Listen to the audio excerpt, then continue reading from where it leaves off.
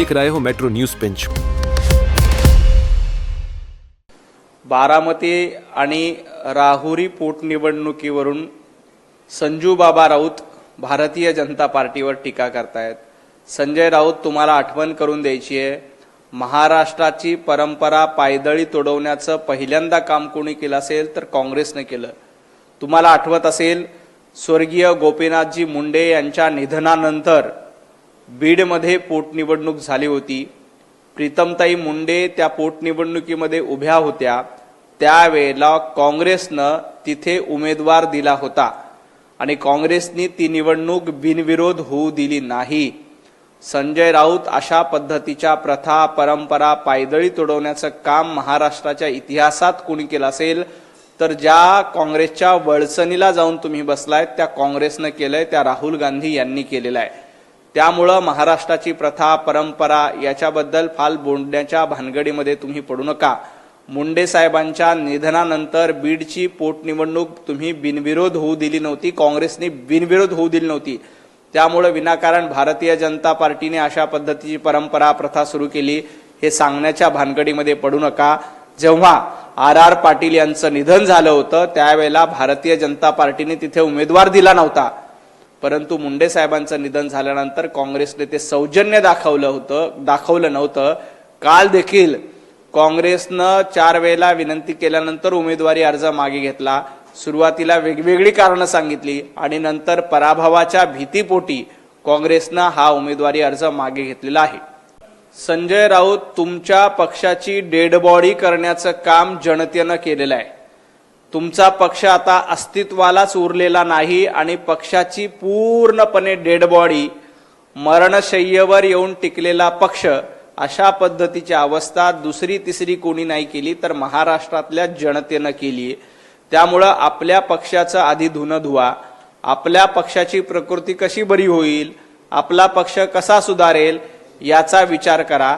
इतर पक्ष operation tiger, operation lotus हे सांगण्याच्या भानगडीमध्ये पडू नका। ज्या दिवशी ऑपरेशन होईल त्या दिवशी तुम्हाला ते कळणार देखील नाही। तुमच्या नाकाखालून 40 आमदार निघून गेले होते।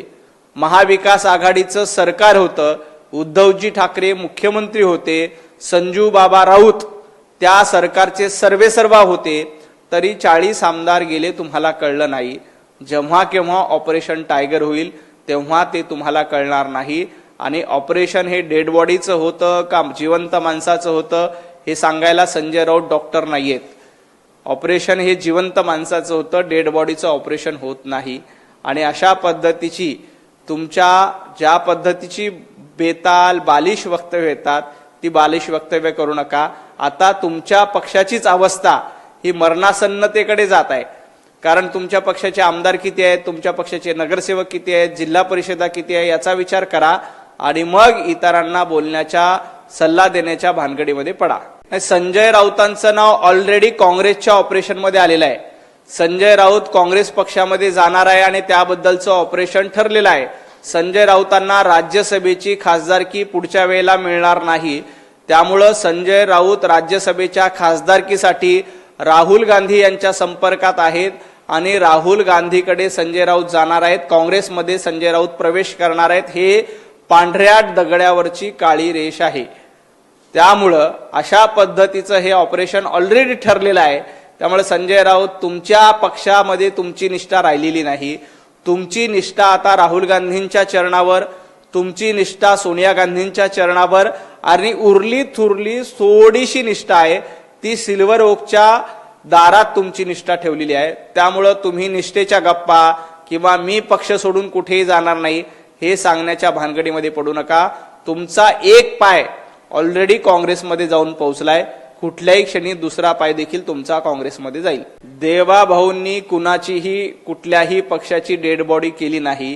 कुठल्याही पक्षाची डेड बॉडी करण्याचा अधिकार जनतेला असतो आणि उभाटा गटाच्या पक्षाची डेड बॉडी करण्याचं काम महाराष्ट्रातल्या जनतेनं केलंय। ते विधानसभेच्या निवडणुकीत फक्त 20 जागा जिंकून उभाटाची डेड बॉडी झाली आहे। महापालिकेमध्ये एकही महापालिका जिंकता आली नाही, ते करून डेड बॉडी झालात। जिल्हा परिषद, पंचायत समिती या सर्व निवडणुकीमध्ये उभाटा गटाचं अस्तित्व देखील शिल्लक उरलेले नाही। त्यामुळे देवेंद्रजींवर आरोप करण्याच्या ऐवजी स्वतःचं आत्मपरीक्षण करा। महाराष्ट्रातल्या जनतेनं तुमच्या कानाखाली मारली आहे आणि मतदान न देऊन तुमचा पक्ष मरणासन्न अवस्थेमध्ये आणून सोडलेला आहे।